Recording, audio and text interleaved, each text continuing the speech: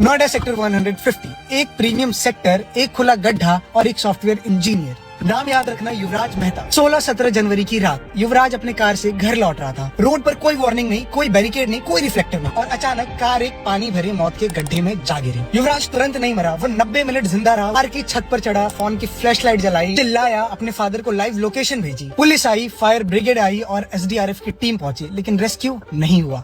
और फिर जो बहाना दिया गया ना, पानी ठंडा था, अंदर सरिये हो सकते हैं। युवराज ठंड में 90 मिनट तक पानी में तड़पता रहा, लेकिन सिस्टम 90 मिनट तक वहाँ खड़ा होकर देखता रहा। और ये कोई रैंडम पॉट होल नहीं था, ये था स्पोर्ट सिटी प्रोजेक्ट का अबेंडेंड बेसमेंट पिट। और बस यहीं से सारी कहानी एक एक्सीडेंट से स्कैम बन जाता है। 2011 में नोएडा अथॉरिटी ने सेक्टर 150 में 120 हेक्टेयर लैंड अलॉट किया। डील क्या थी? 70% लैंड स्पोर्ट्स फैसिलिटीज बनाने में यूज होंगे, जो कि टोटली नॉन प्रॉफिट होगा। 30% लैंड हाउसिंग और कमर्शियल प्रोजेक्ट के लिए यूज होगा, जिससे तुम प्रॉफिट कमा सकते हो। डेवलपर का नाम lotus green construction private limited और प्रोजेक्ट की वैल्यू 2300 करोड़ से भी ज्यादा। लेकिन हुआ क्या? स्पोर्ट्स फैसिलिटीज गायब, लैंड इलीगली टुकड़ों में काट दिया गया, 81 प्लॉट्स बनाकर थर्ड पार्टी बिल्डर्स को बेच दिया गया। और जिस प्लॉट पर युवराज मरा, SC02 ऑफ A3, वो गया विस्टाउन प्लानर्स प्राइवेट लिमिटेड को। 2021 में CAG ने इस स्कैम का पर्दाफाश किया। 9000 करोड़ का स्कैम। नोएडा अथॉरिटी ने डर से काम रुकवा दिया, बिल्डर भाग गया, लेकिन बेसमेंट खुला छोड़ गया। प्लांट सिटी में 4 साल तक वो गड्ढा पानी और गंदगी से भरता रहा। न बैरिकेड, न लाइट, न वार्निंग, क्योंकि ये डिस्प्यूटेड साइट थी। अथॉरिटीज को लगा काम बंद है तो हमारी जिम्मेदारी खत्म। Even member of parliament of Gautam Buddha Nagar district doctor Mahesh Sharma ने खुद इस इशू को अथॉरिटीज के सामने भी रेज किया था, लेकिन सो कॉल्ड नोएडा अथॉरिटी से बड़ा तो कोई भी नहीं है। आप सोचेंगे अथॉरिटीज ने रोका क्यों नहीं? रोकते कैसे? हिस्सा जो मिल रहा होगा।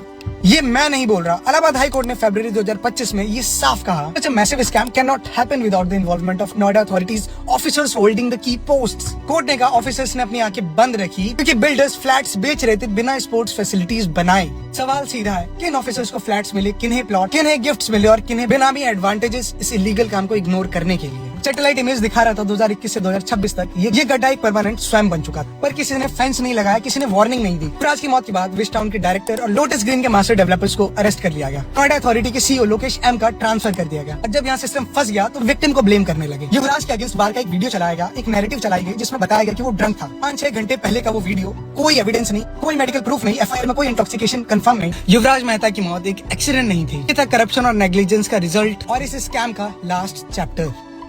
जैसे शहरों में ऑफिशियल्स और बिल्डर्स का नेक्सस टूटेगा नहीं, युवराज जैसे नाम सिर्फ हैशटैग बनते रहेंगे।